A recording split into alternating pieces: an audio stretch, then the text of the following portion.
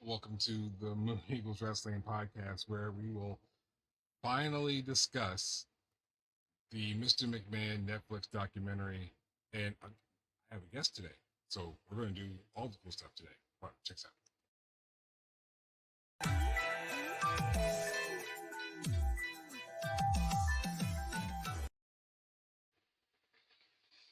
I am the one O'Hearn, more affectionately known as the Moon, and of course, like I said, this is the Moon Eagles Wrestling Podcast.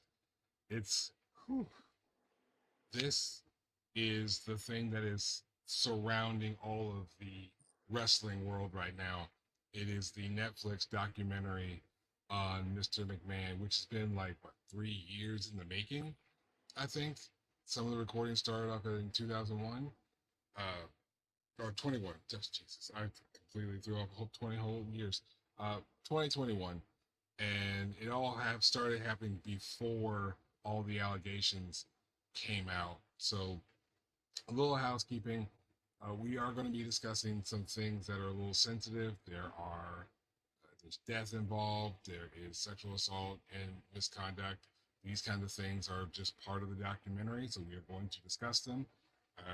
There are accusations against Mr. McMahon of that nature, and we are going to try to look at this documentary as objectively as possible, look back at those times as objectively as possible. So there will be some pros and cons, some positives and some negatives, but nothing positive that we're saying about Mr. McMahon and his role as CEO and founder of the WWE as we know it is an endorsement of his behavior. So I just want to get that out there for the people who are watching. Understand that we are trying to objectively look at a documentary and kind of reflect on that honestly. Uh, but as you see, I'm not by myself. I am not by myself. I am here with Brian Haas. Good evening, sir. Hi, how's it going? It's like 8 o'clock here, not my normal recording time, and he's on Yeah, the West Coast, so it's like cool afternoon, nothing for yeah. It was him. just like the sun is just going down now, so Yeah, like, the sun hasn't even shown through the clouds here because we're dealing with the remnants of that hurricane. But yeah, we're not here to talk about the weather. Before we get into this documentary, got to open the floor for you, sir. Tell the people all about you. yeah. I am a writer, filmmaker, podcaster. I have a podcast, the BS Movies podcast. We've been doing that for I think it's a little over 7 years now. Awesome. Myself and my podcast partner Shelly talk about various different topics. It could be directors, actors, just like genres, different tropes, all sorts of different things. Um, Awesome. I've I've been a film critic for since the 1900s, so that's how So long long ago. So long so ago. long ago. And I've been a so wrestling. I think is one of those things that is like an art form that isn't really truly appreciated by a lot of people, and so True. I have been there since the very beginning of like the WWF, WWE. It was still WWF when I think I first started watching. Awesome. Wow, So wow, yeah, long time ago. I remember Georgia Championship Wrestling. I remember trying to remember the name of the territory that was out of Chicago. Vern Gagne had the AWA. So I like go way back, right? I lived in the Midwest, and so I would get a lot of the different regional promotions, and then all of a sudden WWE, WWF, whatever you want to call it, and Georgia Championship Wrestling were starting to get shown on cable, which was a brand new thing at the time. yeah. And like I was there for the Dusty Flair Sting, the beginning of all that stuff, and so I've been a fan for a long time. I was an early adopter of satellite television way back in the day, not so much anymore, but what that gave me was the access to all of the regional sports channels, and so Right. I saw ECW from the very first minute until it went out of business. So Wow. like, yeah, it was. I mean, just like people were talking about it on the internet, and I'm like, well, shit, I think I have some of those. I'm sorry. Can I cuss? Cuss all you want to. Yeah, Okay, cool. Um, I I was sure like, will. yeah, exactly. So I was like, well, I got those channels, so I should check this out. And so like, I saw the first Stone Cold Steve Austin promo. Like The he infamous wasn't. one. He was just Steve Austin, I think, there, but Yeah, like it was the first Stone Cold promo. All those things, and so I've been a fan for a million years, and I really truly appreciate it. And I started to come back around to it a little bit more in recent years now that it's like just streaming everywhere. So like, it's everywhere um, now.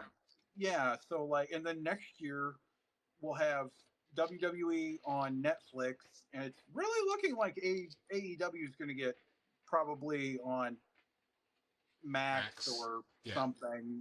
yeah. They haven't officially announced the deal yet, but I think that's the part of the deal that they're working on.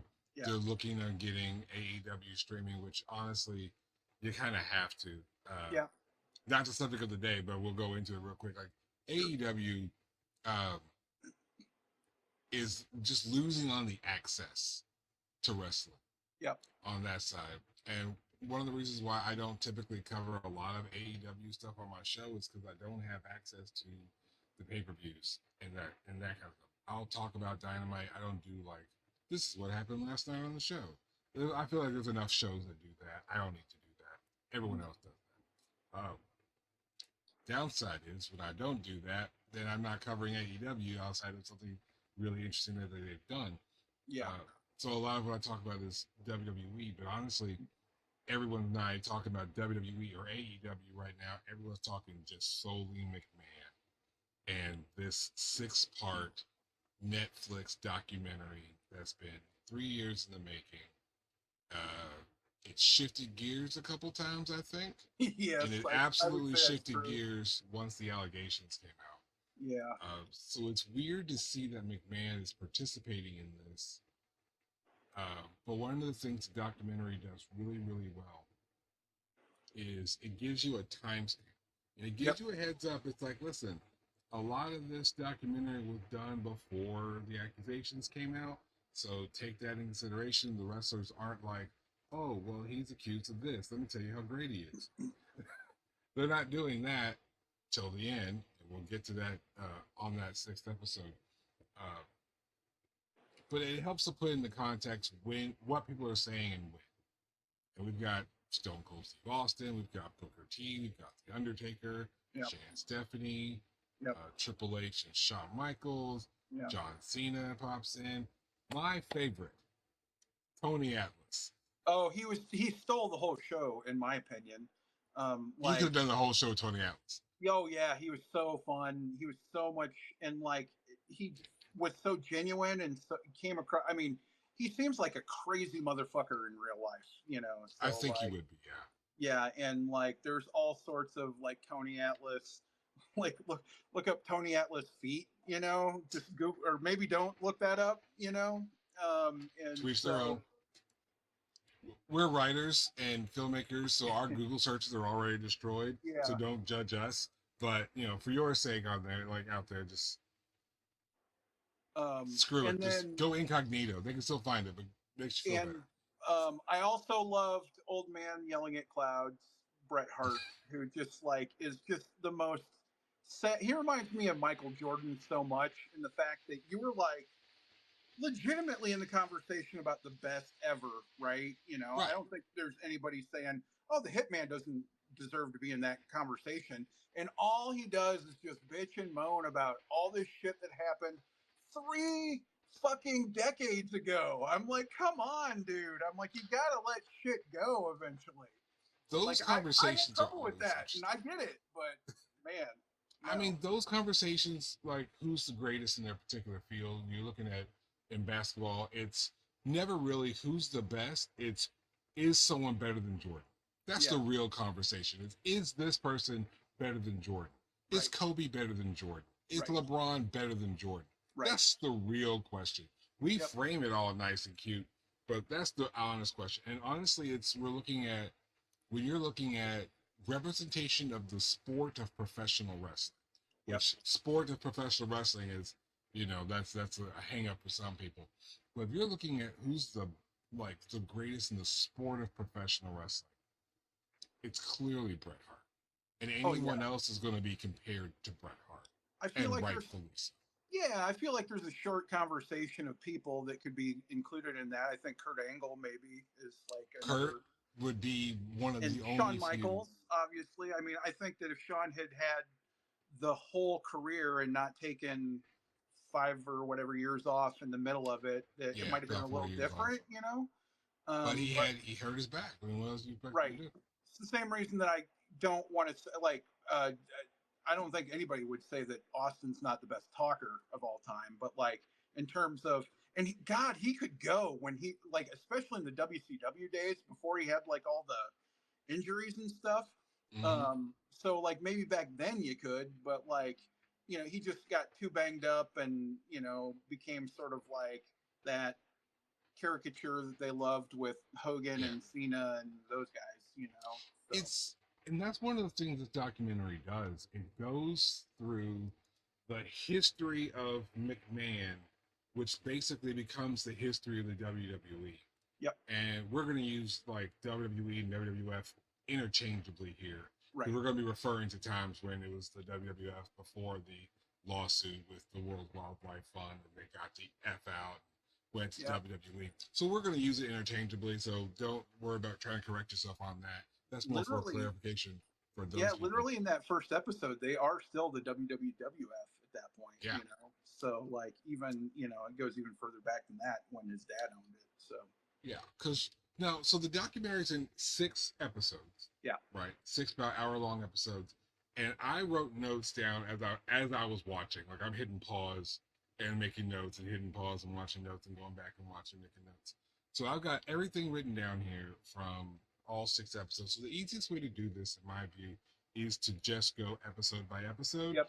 And yes, sit down, go get a drink, pause this video if you have to, go get a drink, get a snack.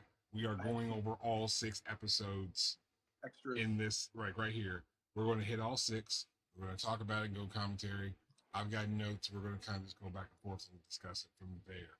Yeah. So now would be a great time for you to, watching at home, to hit pause, get a snack, and come back. I might even throw a commercial in here if I had one to throw in there.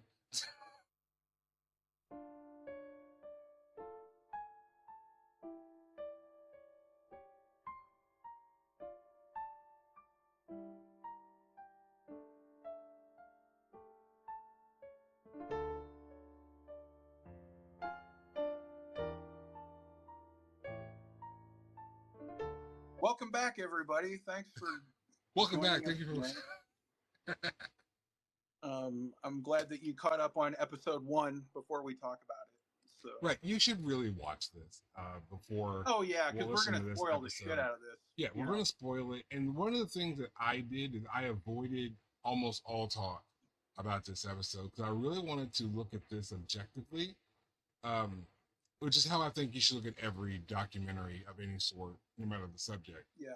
Understand the subject and then watch it objectively, which is why I gave the heads up at the beginning. We're going to be honest about some stuff. Some stuff was done well in pot. We're going to talk about Hogan. He's got some controversy. Austin's got some things in that last episode or so to say. We're going to get into that. But we're going to hit all 6 episodes. Just know we're hitting subjectively. Don't judge us because we're going to lead into that. You know what? I'm just going to lead into this before we get started on episode 1. Uh-huh. I was going to say this for the end, but I guess since we talked about it, kind of leading into it. In your opinion, how is it that we can separate? Because we run into this problem a lot. A lot of these people, whether it's the Weinsteins, you're a film person, so you look at the Harvey Weinsteins and all the crazy, terrible things that they've done. Right. But they've been involved in producing some of the most classic movies of all time, including one of my favorite horror movies, Scream. Yep. And Scream is directly tied.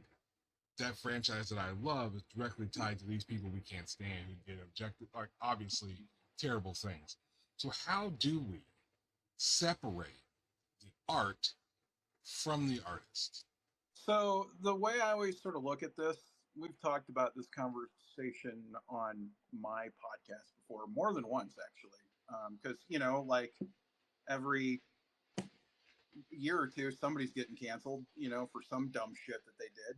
So it's a conversation that you can like revisit, or like you find out like super problematic things about somebody that you liked, and it's like, Yeah. okay, cool, and so one of the things that I always say, you can do whatever you want, right? If you want to throw all that shit in the trash and like never think about it again, that is totally your right, and I don't judge you for that. Um, Once an artist releases their art, and I'm being very serious when I call professional wrestling an art, and It is like, the greatest form of theater. Yes. and you know, he is the akin to the director, right? He's like the ringleader, of Of the the circus. circus, Yeah. and so like you have to take into consideration what his role is in all of these different things. And it's nice because you can also throw a lot of shit at him for those exact same things. Um, but like once the artist releases the art, it doesn't belong to them anymore. It belongs to everybody at that point, right?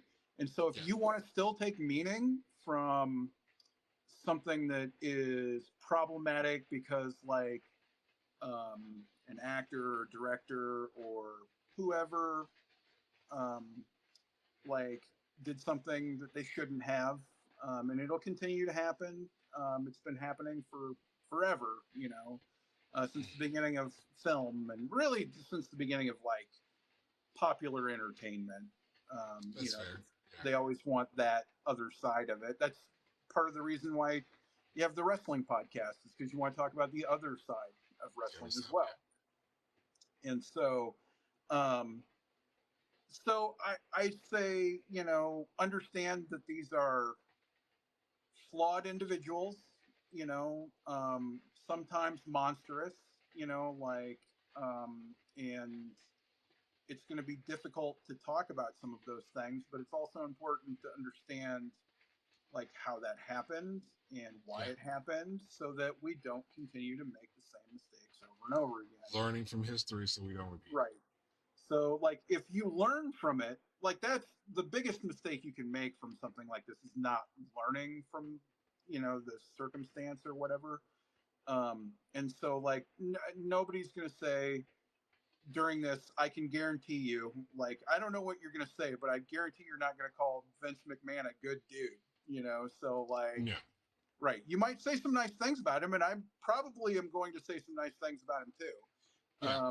But like that doesn't make him a good person, or like it doesn't validate any of the things that he did. And there's still those people that were hurt by that. And if that hurt is too much for you to bridge the gap, then that's okay. If you never want to watch WWE again, even though he like has nothing to do with it anymore, that's fine. No longer associated at all. Yeah. That's covered in the last episode.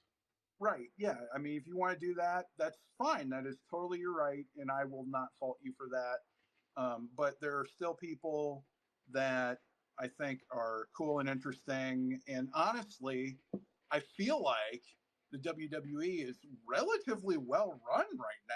So like WWE is incredibly run right now. It's so like there's I'm not going to say that there's not still problematic parts about Hunter and Sean and those guys that are still there that probably knew more than they were letting on. But like, I'm sure that runs both ways, where like, I'm sure McMahon had things about those guys that he's like, I'm just going to sit on this because I know that this would like ruin you as a person, and like we would never, he's like, and ultimately when you get down to it, the long and the short of it for this documentary is if he can make money off of it, he doesn't fucking care, He did not care.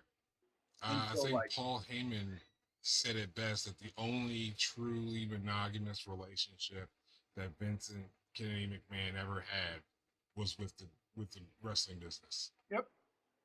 And I thought that was the most poignant line, one of the most poignant lines in the entire docuseries, because that really does frame how this starts and how it eventually ends. Um, that was the only thing he ultimately truly cared about.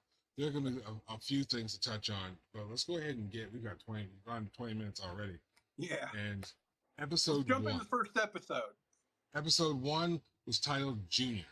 Yep. And we know that Vince McMahon, Vince, to separate from Mr. McMahon, just for context throughout the thing, didn't know, according to the documentary, he did not know who his father was until he was 12. And so I kind of want to discuss what they mentioned about the first 12 years of Vince's life. Yeah. He didn't know who his dad was, so he didn't know who Vincent J. McMahon, as far as his dad being, was. And he never had any interaction with him. Mm-hmm. He lived with his mother and his stepfather. Yep. His stepfather was physically abusive. Yep. And although not covered in this particular episode, it's covered in a different episode. There's claims that his mother was sexually abusive. Yep. With him. So we are looking at the product of abuse. Right. And I don't have a psychology degree, and I don't think you do either. But we've heard, I've heard some study, and it's referenced in this documentary that the abused tend to abuse. Yep. That's kind of the trend that tends to happen. That those who have suffered abuse tend to. I mean, that's what they've learned. It's how their brain gets programmed. They tend to do the same. It doesn't negate the harm that is caused. Yep. But it also doesn't negate the harm caused to him. Like, just because you've done wrong things doesn't mean you ignore the wrong that was done to you. So, how much do you think that first 12 years was in framing who Vince McMahon would eventually become? Oh, it shaped his whole life. I mean, there's no doubt about it in my mind that so they say he didn't know who his father was. They talk about this in a Playboy interview years ago that I read, and it's very fascinating. It's like the only time that Vince was ever really honest in an interview, in my opinion, until this documentary, when he accidentally let his guard down and showed the world what a fucking ass he is. He did show his ass. It's not like anybody didn't know he was an ass, but you're just like, oh, here's the ass telling it right from his mouth, Right. And so he had nothing, he was nothing in his opinion, like I feel like he's always had very low self-esteem. I think that's where all the bodybuilding stuff comes from, and possibly. Yeah. And felt very fragile, because there's a lot of talk of abuse of like the stepfather or whatever. And hey, I get it, right? My dad was physically abusive to me, not sexually abusive, but like physically abusive to me. And certainly both my mother and my father were mentally abusive to me, which was way worse than the physical abuse, in my opinion. Like you can hit me and it hurts for a second and it sucks, don't get me wrong, but like it's over in a second, right? But like those times where like somebody really cuts you deep because they say something, offhandedly, and it just like sticks with you forever, those sorts of things. And so like I get it, right? But you have to take responsibility for that trauma, like you can't use that as an excuse to just continue to abuse like you were talking about. And so a couple of the things that I will sort of talk about in terms of that. I feel like, to me, it feels like Linda probably, in my opinion, shielded Shane and Stephanie from a lot of that side of it, right? Because because to me, he's still an abuser. It's obvious he's still an abuser. And like instead of being abusive to his family, he just utilized like his power and his business structure or whatever to, live out his fantasies that way instead. Yeah, So and maybe that's why they're not as scarred because it doesn't. They don't like Shane and Stephanie don't seem irredeemable to me, even after the documentary. You know, like I watched it and I'm yeah, like, it's like your dad was fucked up. What are you gonna do? Like you make the best of those situations, right? My yeah, dad was fucked up, so you make the best of it. It's just that my dad was fucked up on national television every single week for 30 whatever years, you know. right. Um, And I think there are some signs, and I'll get into that as we get into some of the later episodes uh, pertaining to Shane. But yeah. I think that there are some impacts that we can still see, Oh, sure. uh, even in this documentary. Actually, throughout this documentary, like as we're talking to Shane and Stephanie, there will be some stuff in the later episodes that kind of tie into that continuation of trauma. But I want to get into when he finds out who his dad is. Yep. You know, like you said, he was living in a trailer park. He had nothing. His parents were abusive. He was low self-esteem. He just wanted to be liked, right? Yep. As a little nerd kid, he didn't get that. And then he Right. meets his dad. Find out who his dad is. This big promoter, Vincent J. McMahon, Yep. and he's this big promoter out of Madison Square Garden. He does the wrestling shows for Capital Wrestling out of that, and the business. When he realized who his dad is, he's like, this is who I want to be. This is who I want to look up to. And I want to get into this promotion business. And then he connects with his dad through business. And I'm curious if he had a truly father son parental type of relationship. Oh, no way. With Vince Senior, is that what you're talking about? No Yeah, fucking way. if No he had fucking had way. that, if he No. had that, would things had been better? Because even in this point, you see that Vincent J. McMahon, we'll call him Vince Senior. That Yeah. Vince Senior, basically just had an intern that he was genetically connected to. Yep. That's how I took it. Yep. And he treated Vince Jr. like almost like an intern, Yep. and just kind of took him along his under his wing and used the business to connect with him. And that was So the I relationship. yeah, so I think probably what it was is that he saw what his dad had. Like you said, he's promoting Madison Square Garden. So like even if you're the most shit wrestling promoter in the entire fucking world, you're still playing Madison Square Garden like what It's every still six in Madison weeks Square or Garden. something, you know? Like because the territories were small, so like you would just sort of rotate through New England or Yeah, whatever. I don't know how big of the territory. I think it it was was like New New England. Jersey and Yeah, up.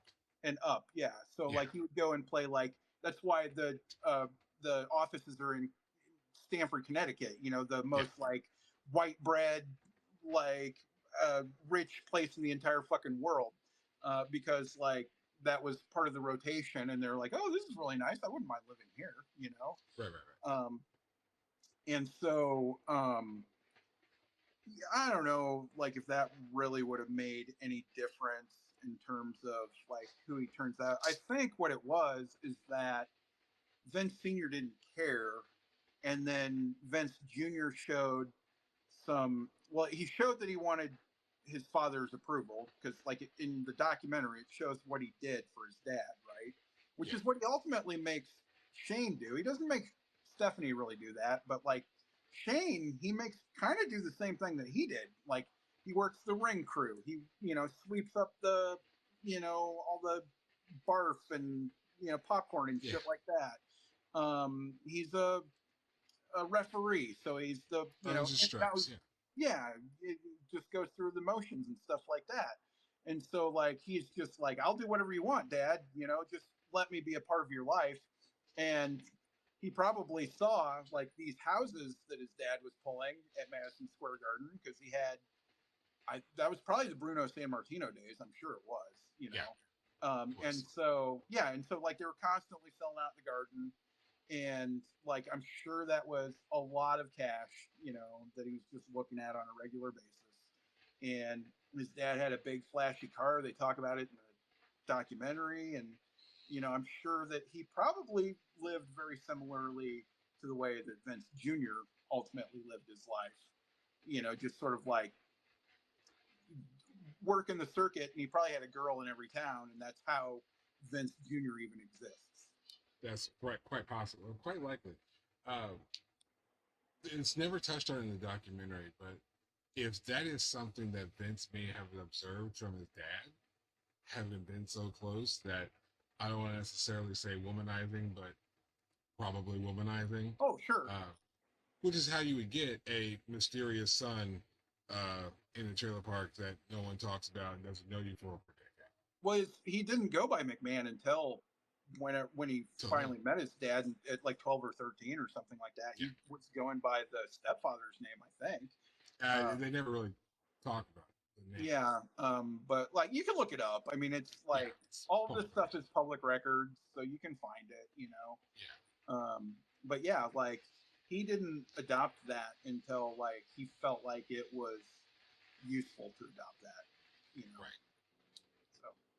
So. So then, obviously, Vince comes up in the business with Vince Senior, and Vince buys Capital Wrestling from his father. So now Vince owns Capital Wrestling, what will eventually become Titan Sports, which will eventually become the WWF. Yep. And then the sort. And one of the things that Vince did, and this is one of those times we're going to talk positively, kind of about the business and what Vince did for the business. And a lot of times we try to separate the art from the artist, and so we're looking at Vince as the businessman, not so much the person in this particular case. And we're looking at what he did to the territory system. For those, if you're watching this show, you should know what I'm talking about. But on the rare occasion that you don't, everyone worked a section. They worked a part of the country. Yep. Right. And those were your territories. And you didn't leave your territory. It was just a bunch of good old boys, like they said in the documentary. And they had basically handshake agreements. It's like, hey, my line is here. Yep. Don't mess around. Don't cross my line. This is my money. It's not your money. I won't promote in Baltimore. You don't promote in New York, right? Right. Yeah. And I'll stay in Chicago. You stay in Atlanta. So, but when Vince took over, he's just like, this system is old and antiquated, and there's nothing really stopping me from doing this. Yep. So Vince McMahon kind of utilized the stars that were popular in these other territories, used his money, brought them in, and then said, hey, now I'm going to take this star out of Atlanta. Yep. And now I'm going to take my company and just go promote in Atlanta. Yep. And then, the people already know who this guy is. So, more money for me. And this broke the territory system, caused a lot of headaches. But honestly, there's no real difference in what AEW is doing right now. So it's really funny because it didn't break the territory system at all, right? Like it just made the territory system less important.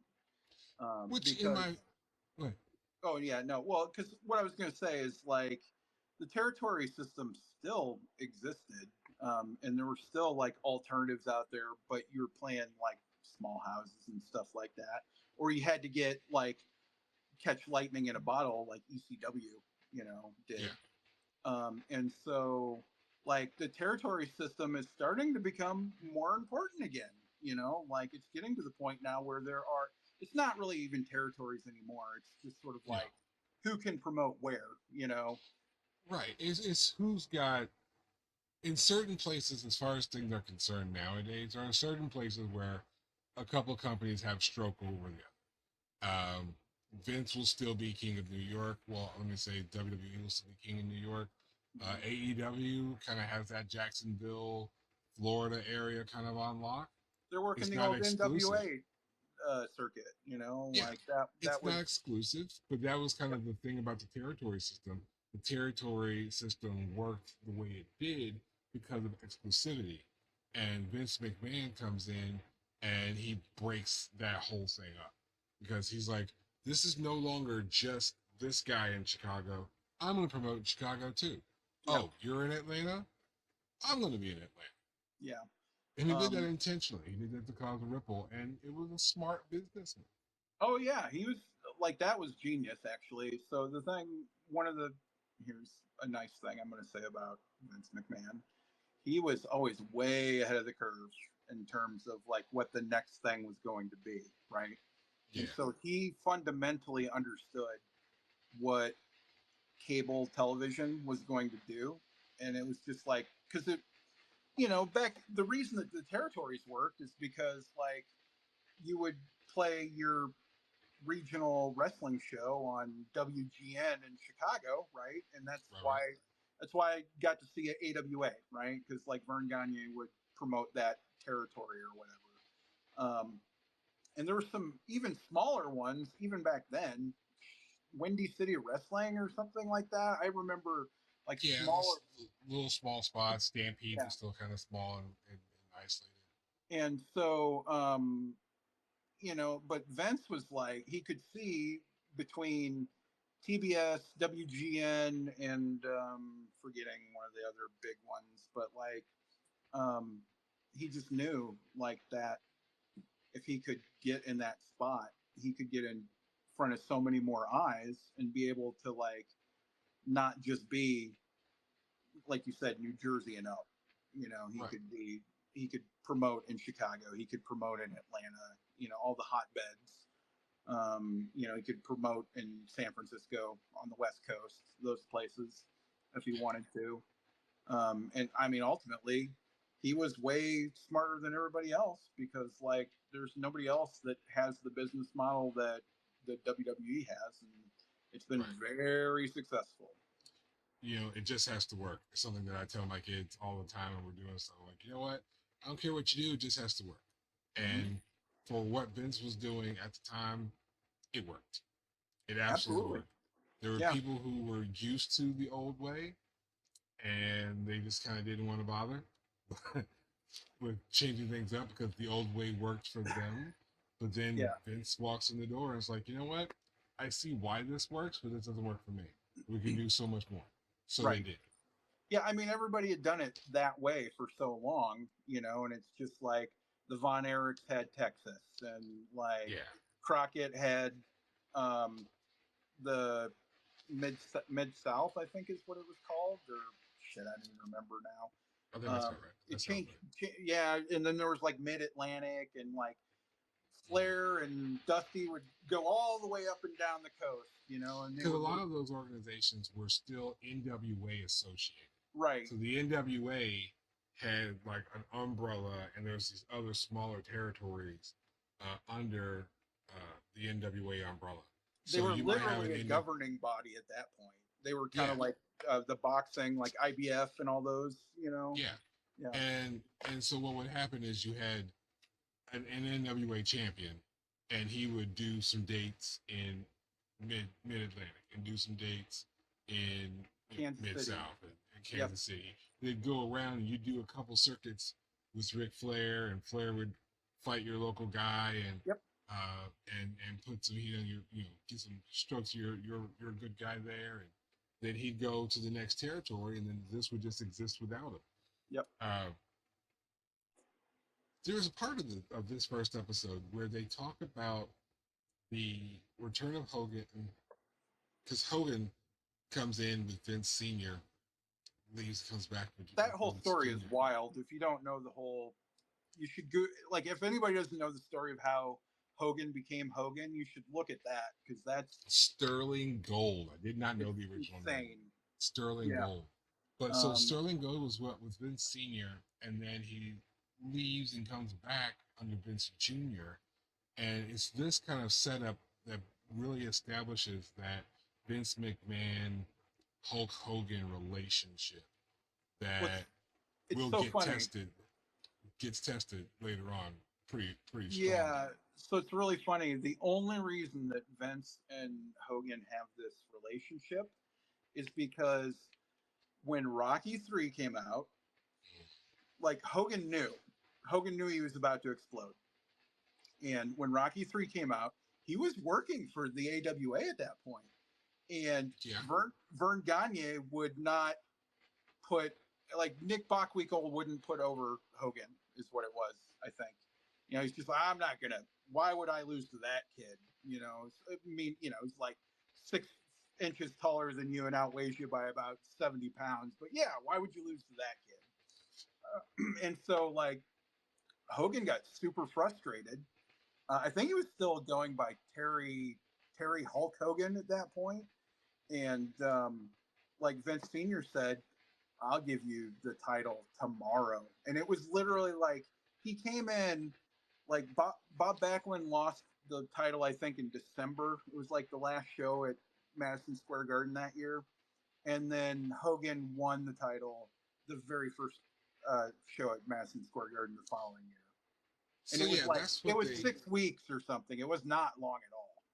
yeah, so that's what this part of the story kind of talks about is the title change, and it's an interesting part of the documentary for those who are like either just new to wrestling Mm-hmm. or are just trying to like figure wrestling out as far as what we do with title changes between good guys and bad guys, because you really don't want, we're wrestling at its fundamental core is the good guy fights the bad guy, Yeah, the and kayfabe was eventually, still living at that point. right, So like the and we good still guys do and the it. bad guys. Yeah, a little bit. We Yeah, still but do it. It's the veil is pulled back a little bit more sure. now, but sometimes we have a lot more anti-heroes than we do baby faces and heels. But you Yeah. still got heel guys like Austin Theory, Grayson Waller. Mm-hmm. The Young Bucks are clearly heels, but then you got these guys who are in between, like a Swerve Strickland. Yep. Sure, everyone cheers for him and dances to his music, Yep. but he will break into the guy's house and torment his baby. So, him and Paige. Oh my God, that's a whole conversation in its that's own been right, the man. most fun thing in like the last year of wrestling. Really, Yeah, in my opinion, way more fun than the Cody Rhodes winning. And I thought the Bloodline stuff was way better than Cody Rhodes winning. But we can. Bloodline story has been. We could talk about Bloodline. We could talk about Cody Rhodes. We could talk about We'll do that a different Strickland and episode Hangman. because we're Yeah, like in episode. We're 42 minutes in, and we're still on episode 1. right. We're gonna break. We're gonna start once we get into it. We're gonna breeze through this, I'm sure. Yeah, But we'll one get. of the Yeah, things here is that for this return, they didn't want the two baby faces fighting each other, so they utilized this dastardly heel of the Iron Sheik in the middle. oh God. So the God Sheik bless you, beat. Iron Sheik. So the Sheik beats Backlund, Yep.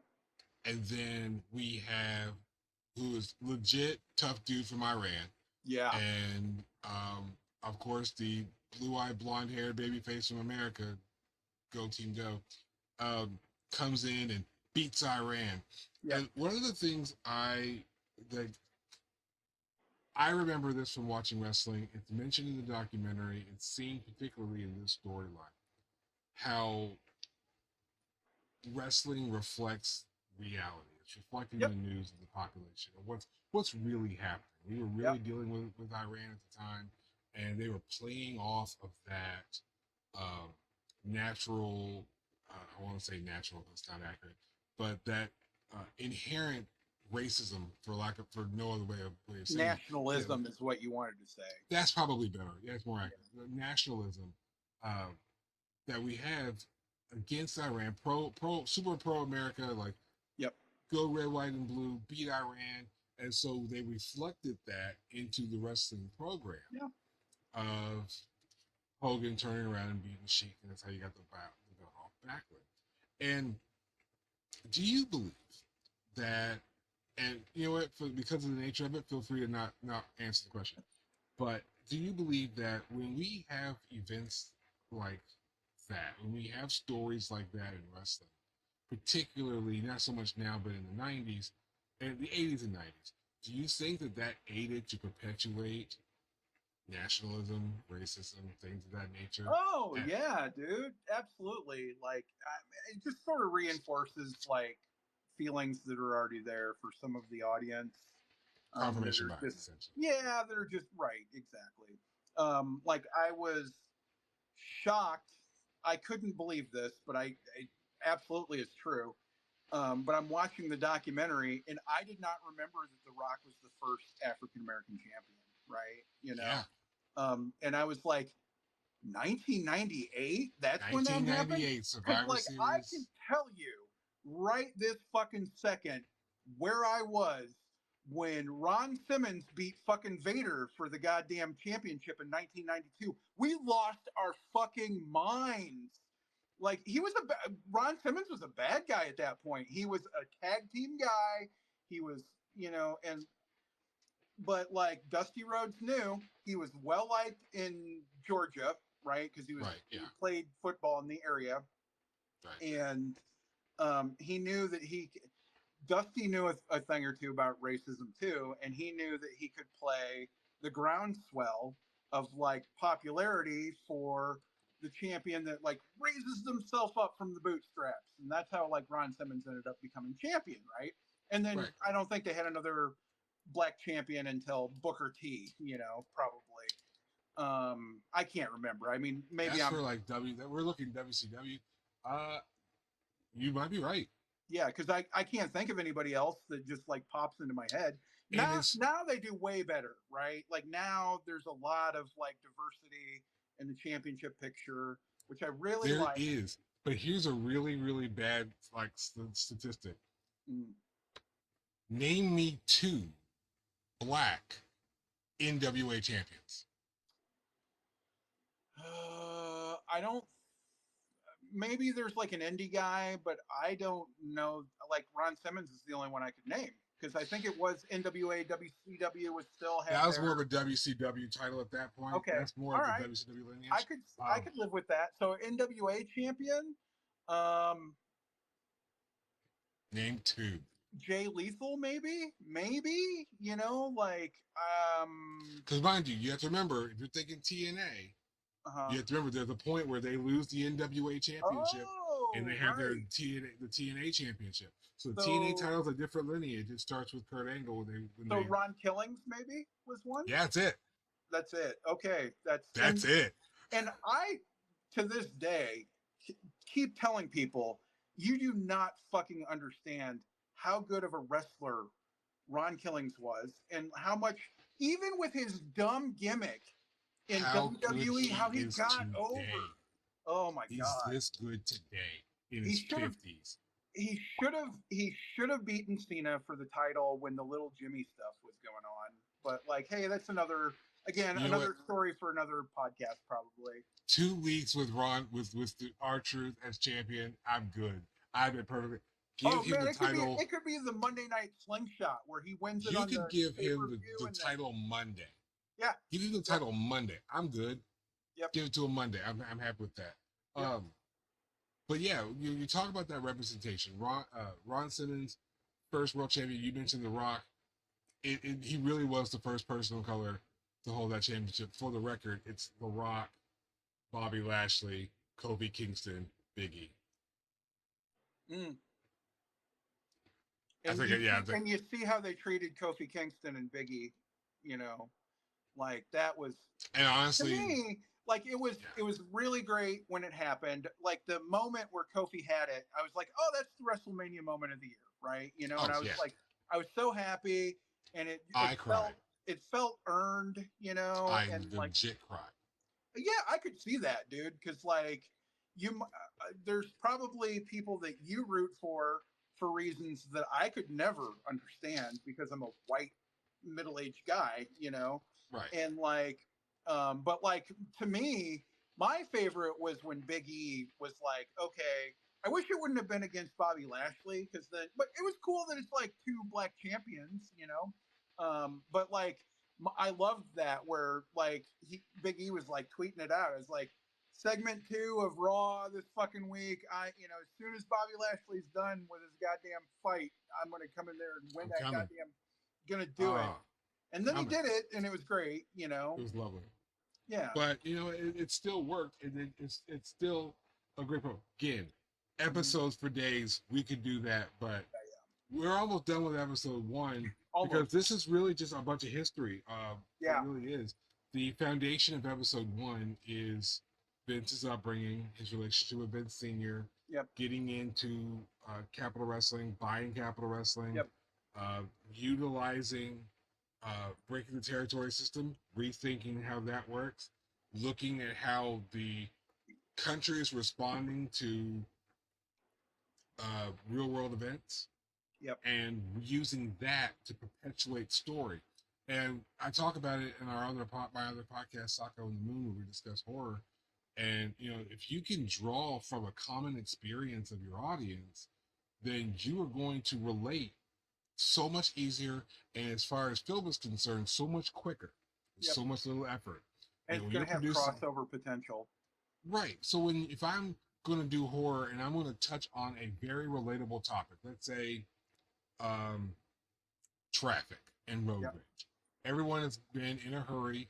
Everyone has gone to traffic and hit that red light or got behind that one guy who sees the green light but doesn't move. So we've all felt that road rage. So to watch, I can't remember the name of the movie. It's sitting over here on this stack, and I can't think of it at this exact second. I'm not going to spend the time looking for it. But it's that movie where the guy, he's in traffic, the woman is getting upset, and he just stalks her for, we all, it's a relatable subject, and it makes it put so much little effort is necessary to tell that baseline story. Yep. And Vince McMahon utilizes that mindset to tell stories like with the Backlund Sheik Hogan title change. Well, he was 100%. Yeah, and he was 100% right that like the old way of doing things was done.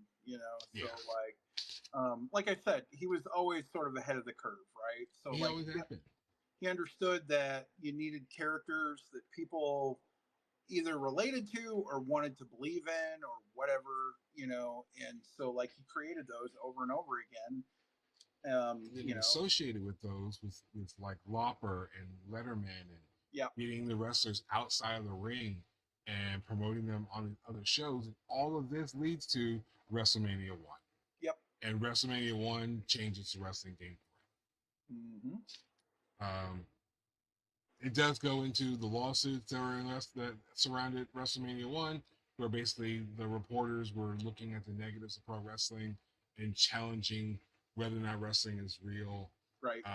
And they, like we talked about, they try to protect kayfabe. And some people got their ass kicked.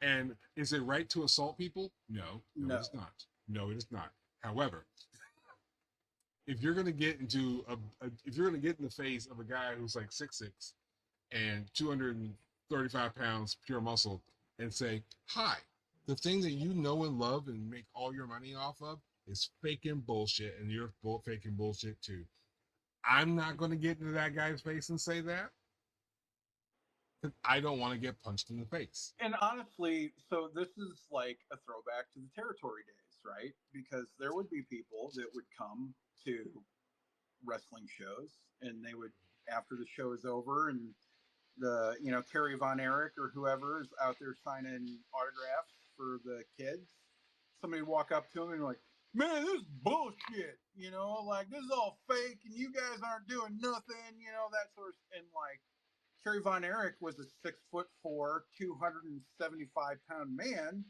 and if they were like, "Hey, somebody comes up and says that shit to you," Fritz is like, "Punch that motherfucker in the face," right? Right. Because in the end, it boiled down to protecting kayfabe. Yes, exactly. You had to protect the secret, Right. And this goes into, I mean, kayfabe is not a wrestling term; it's a carnival term.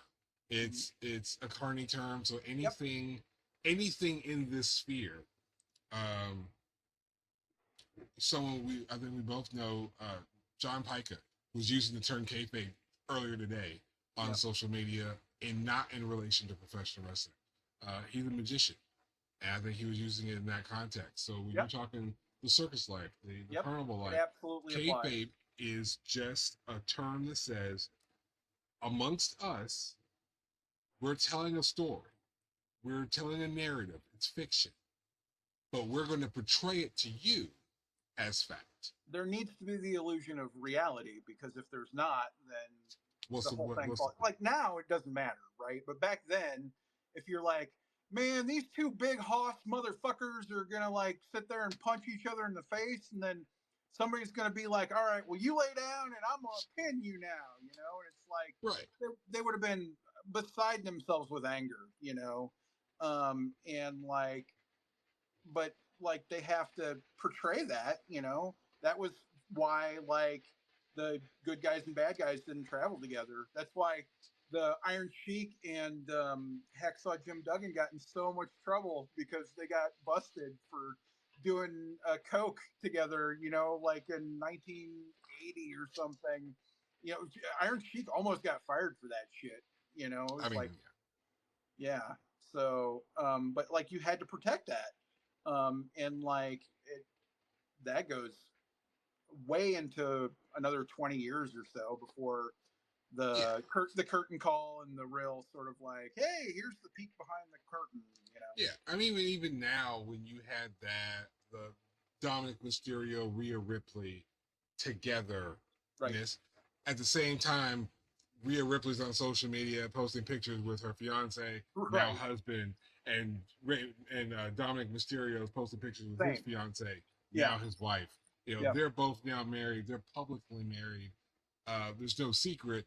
But when the camera's on and you're watching Raw, we still have to believe that there was Right. something special between Dominic Mysterio and Rhea Ripley. Now Dominic Mysterio and Liv Morgan, and you know for a fact that Dom's not going to have this affair secretly on cable for the entire world to Right. see on schedule. Maybe he would. You don't know that. I'm He's a At that dastardly point, it's guy. not an affair. So She knows, and she's agreed to it. yeah. That's a polyamorous. That's a polyamorous relationship at that point. But that's essentially where episode 1 ends. And